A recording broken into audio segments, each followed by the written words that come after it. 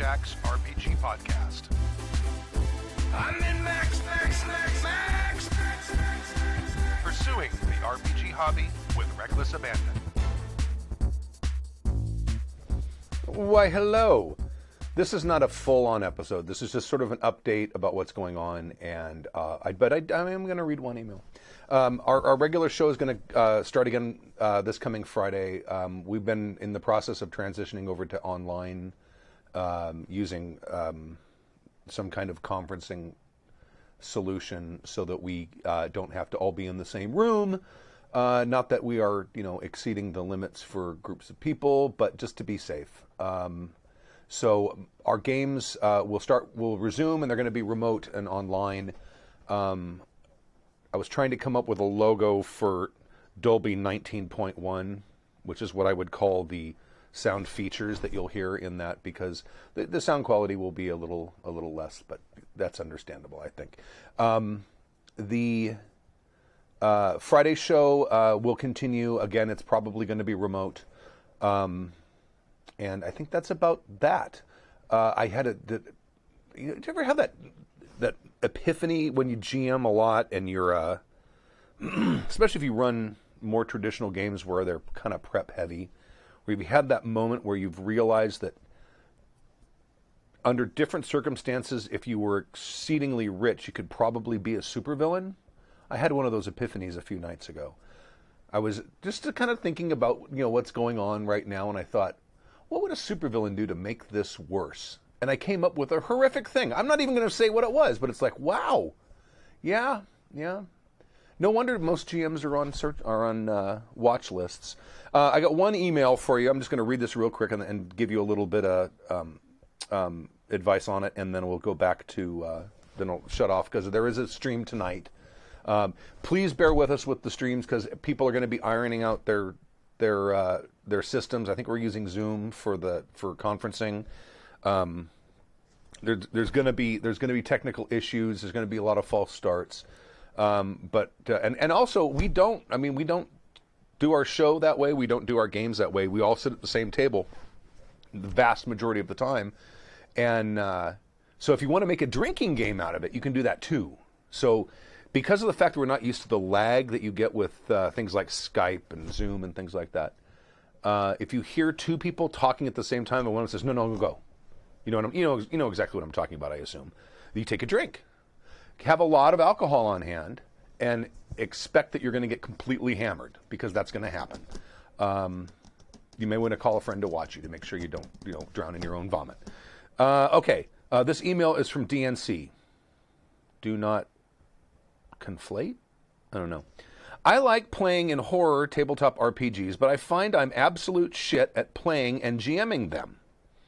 As someone who uses levity to cope with and manage other emotions, I have a habit of breaking tense moments with humor or deflecting good character moments. While this is also probably a good question for a therapist, I'd still like to be able to play some cool but more intense games. What are some good ways to run or play games where maintaining tone is necessary? Do you think it's important for the actual gameplay rules/mechanics to help ensure the tone of the game the game is going for? Last, can you suggest some games that excel in enabling gameplay for their tone through their mechanics or otherwise? What they do and how. Horror is very hard to run. Stork has mentioned this many times. It will become Scooby-Doo if you aren't trying to maintain the tone. And maintaining the tone, it really is the responsibility of everyone at the table. The first thing you have to do if you want to make sure that you are running a horror game that is going to be able to maintain this sort of dark, somber, serious tone you want with a horror game is player selection. If your table is made up of people who are jokers, you're gonna have trouble maintaining that. That's number one. Number two, You have to have a conversation before the game starts. You have to have a conversation before people agree to play in the game. Hey, I'm going to run a horror game. I want to run a serious horror game, but I only want people who are into having a serious horror game. If you're going to joke around a lot and you're not going to take it seriously and you're going to try to turn it into something that I'm not intending, please say you're not interested, because I'd rather have you not play than sabotage what we're trying to do. I mean, you don't have to be that mean about it, but you should have that conversation. I think that's very important. Probably more important than player selection, because you can. The thing is, no one is gonna. I mean, here's an example: our Call of Cthulhu game, Murmurs at the Abyss.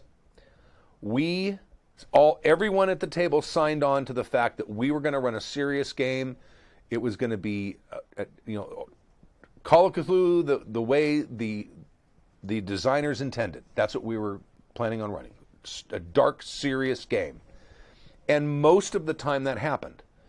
We had one session where one of the players missed, and I don't think most of us even realized how his attitude when he sat down at the table really kind of helped enforce and encourage the sort of tone we were looking for. I'm talking about Jim, who plays the character of Isidore Holtzman. Jim sat down, and his character is a very tragic character anyway, so he kind of gets into that. When he sits down, there's like a cloud over the table.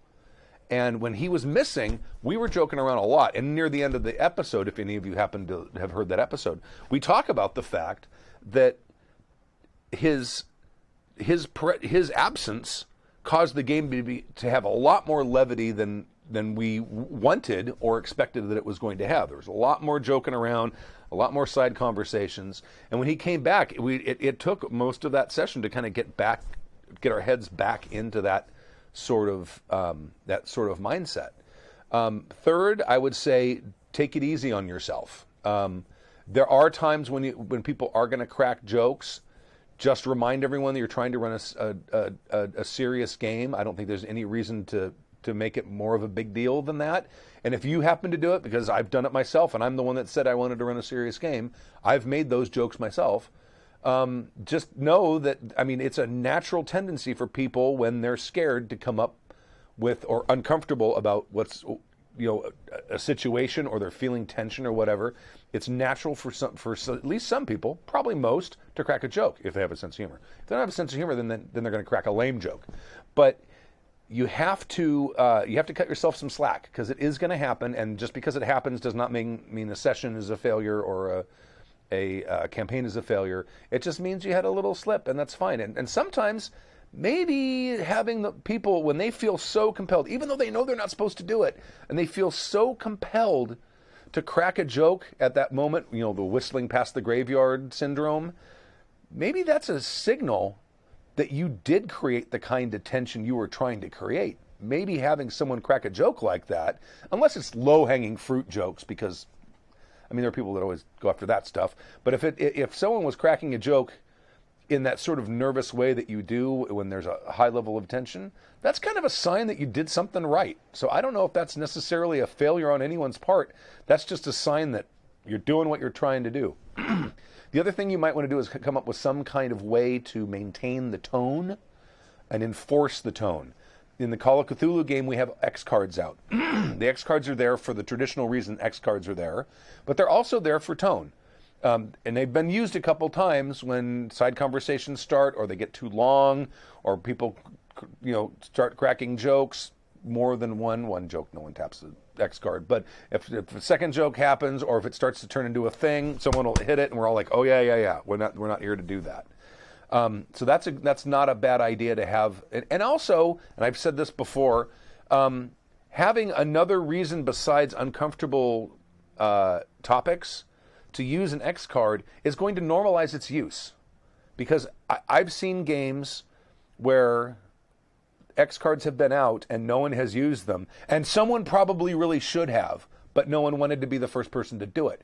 If you have other reasons why you can use the X card, that makes it a perfectly normal thing. It's like, oh, Stork told a joke, I'm going to hit the X card.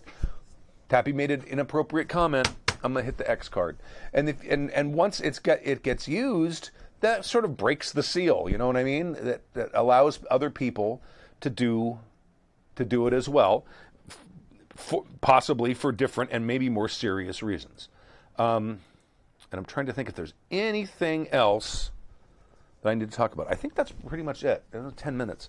There are a couple people in the chat room. Hi, chat room. I can. If you guys have any questions or anything, I can gladly answer a question quickly before I sign off and go back to what I was doing. And of course, there's a huge slag on that. So Friday's show is going to happen. Like I said, it is going to be remote.